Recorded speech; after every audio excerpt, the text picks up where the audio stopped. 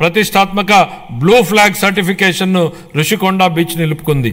దీనికి తోడు అఖండ గోదావరి, గండికోట వంటి ఐకానిక్ పర్యటన ప్రాజెక్టులు పర్యాటకానికి అగ్రశ్రేణి గమ్యస్థానంగా రాష్ట్రం యొక్క ఖ్యాతిని ఇనుమడింపజేస్తున్నాయి. ఆంధ్రప్రదేశ్ క్రీడా విధానం 24-29 ద్వారా మెరుగైన క్రీడా సంస్కృతిని పెంపొందించడానికి మరియు క్రీడా నైపుణ్యాలను ప్రోత్సహించడానికి మా ప్రభుత్వం కట్టుబడి ఉంది. క్షేత్రస్థాయి క్రీడాకారులను ప్రోత్సహించి వారి క్రీడా శిక్షణను మెరుగుపరచడం ద్వారా మన రాష్ట్రాన్ని క్రీడా ప్రతిభకు ప్రముఖ కేంద్రంగా నిలబెట్టడమే ఈ క్రీడా విధానం యొక్క ముఖ్య ఉద్దేశం. 25-26 ఆర్థిక సంవత్సరానికి యువజన, పర్యాటక మరియు సాంస్కృతిక శాఖకు 469 కోట్ల రూపాయల కేటాయింపును ప్రతిపాదిస్తున్నాను. గృహ మంత్రిత్వ శాఖ గత ప్రభుత్వం అనుసరించే విధానాల వలన పోలీసు బలగాల స్థైర్యంపై దెబ్బతీశాయి, వారి సామర్థ్యాన్ని కుంగదీశాయి. దీని ఫలితంగా రాష్ట్రంలో అరాచకం రాజ్యం చేసింది. మాదక ద్రవ్యాలు అడ్డు అదుపు లేకుండా తాండవించాయి. పోలీసు బలగాల ఆత్మస్థైర్యాన్ని పెంపొందించడం కోసం 920 కోట్ల రూపాయల మేర పేరుకుపోయిన బకాయిల నుండి 250 కోట్ల రూపాయల బకాయిలను ఇటీవలే చెల్లించాం. గత ప్రభుత్వం 2 ఏళ్లుగా నిలిపేసిన గ్రూప్ పర్సనల్ యాక్సిడెంట్ ఇన్సూరెన్స్ పాలసీని మా ప్రభుత్వం పునరుద్ధరించడం జరిగింది. పోలీస్ దళం ఆధునీకరణ పథకం కింద 61.20 కోట్లని విడుదల చేశాం.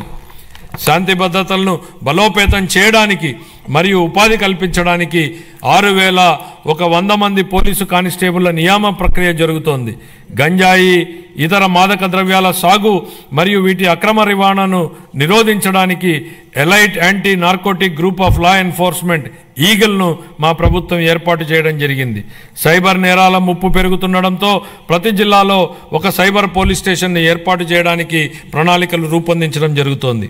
పోలీసు శాఖను మరింత చురుగ్గా తీర్చిదిద్దేందుకు వాహనాల కొనుగోలుకు మా ప్రభుత్వం కృషి చేస్తోంది. 25-26 ఆర్థిక సంవత్సరానికి గృహ మంత్రిత్వ శాఖకు 8,570 కోట్ల రూపాయల కేటాయింపును ప్రతిపాదిస్తున్నాను.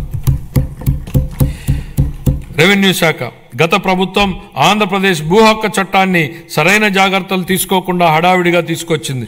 ప్రజల నుండి వచ్చిన తీవ్రమైన ఒత్తిడి మేరకు ఈ చట్టాన్ని రద్దు చేసి భూ యాజమాన్యంపై ప్రజలకు ఉన్న భయాన్ని మా ప్రభుత్వం తొలగించింది.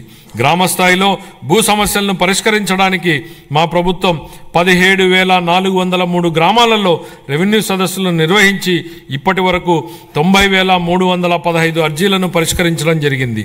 సుమోటో కుల ధృవీకరణ విధానం ద్వారా రాష్ట్రంలోని అన్ని కుటుంబాలకు కుల ధృవీకరణ పత్రాలను ఆన్లైన్లో అందుబాటులో ఉంచడం జరిగింది. ఫ్రీ హోల్డ్ భూముల పునఃపరిశీలన చేపట్టి పూర్తి చేశాం.